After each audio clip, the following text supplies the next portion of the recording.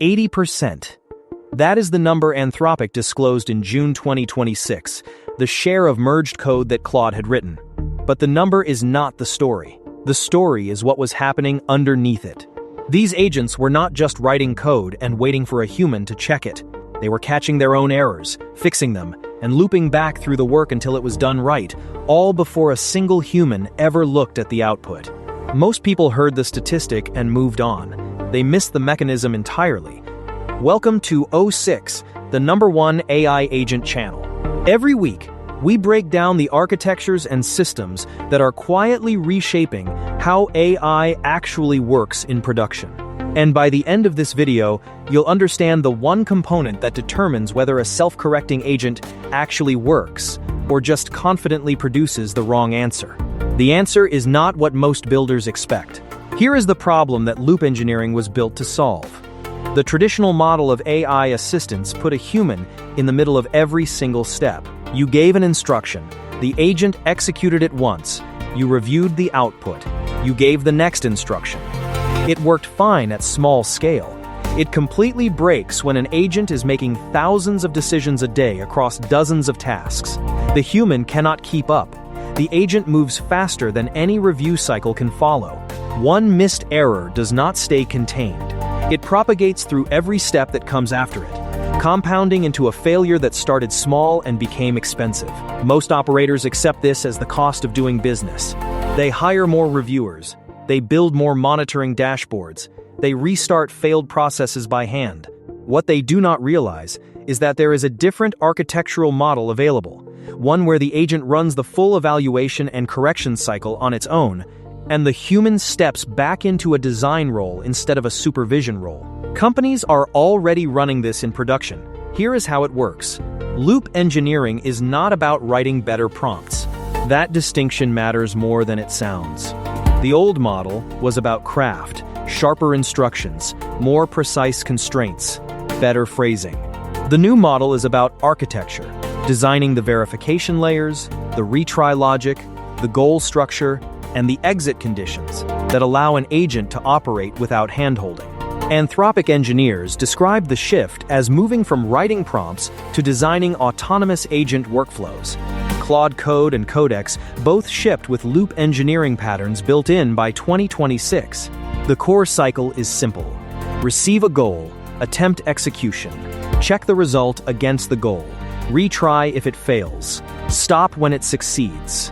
What the old model required a human to do manually after every single action, this model handles in a loop that runs until the work is done.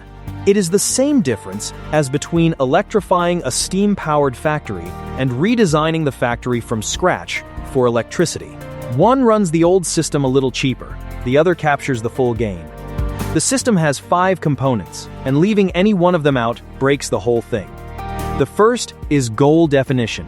Your goal has to be specific enough that the agent knows when it has succeeded. Not fix the code, but fix the code, all tests pass, the deployment pipeline reports success, and the monitoring dashboard shows no errors for 24 hours. Vague goals produce vague output, because the agent evaluates itself against whatever criteria you set.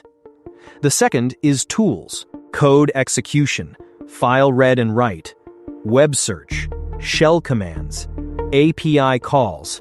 Without enough capability, the agent cannot complete the tasks the goal requires. The third is the verification step. After the agent produces output, it checks that output against the goal before proceeding. This is where self-correction actually begins. The fourth is the self-correction loop itself. When verification fails, the agent does not stop or escalate. It adjusts its approach and tries again.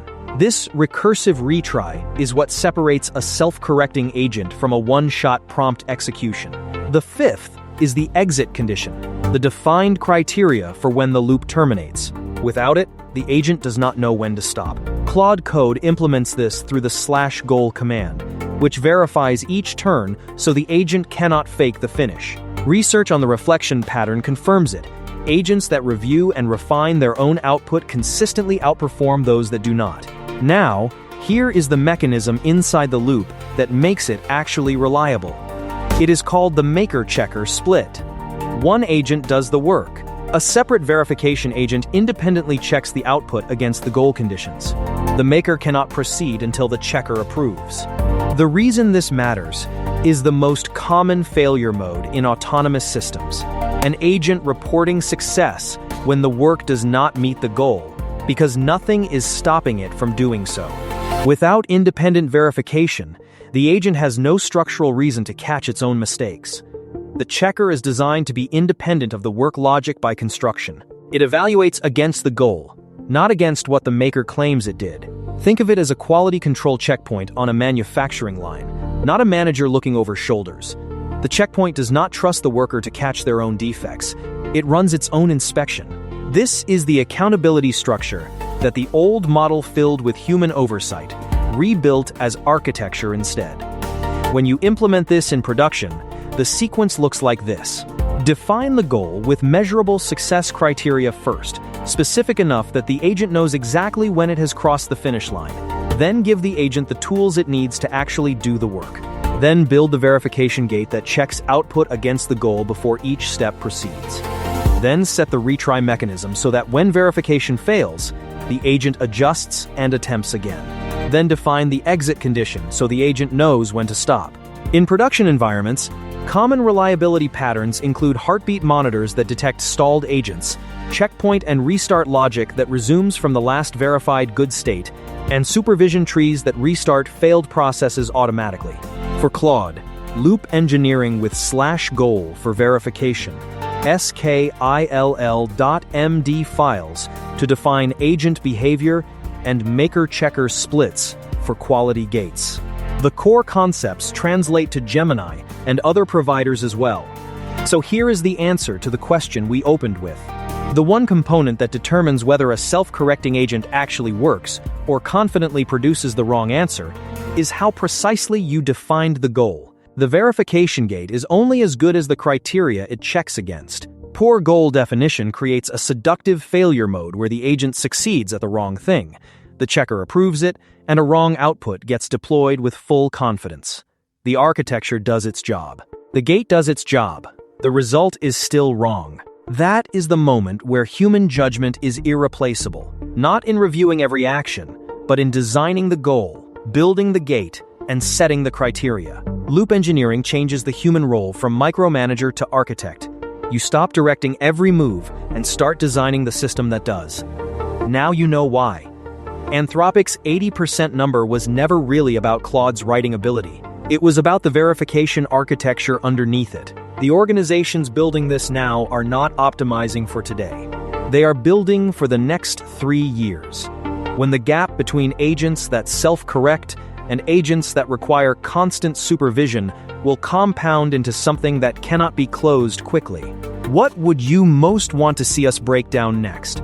The maker-checker pattern in a live build, or a full walkthrough of production failure recovery?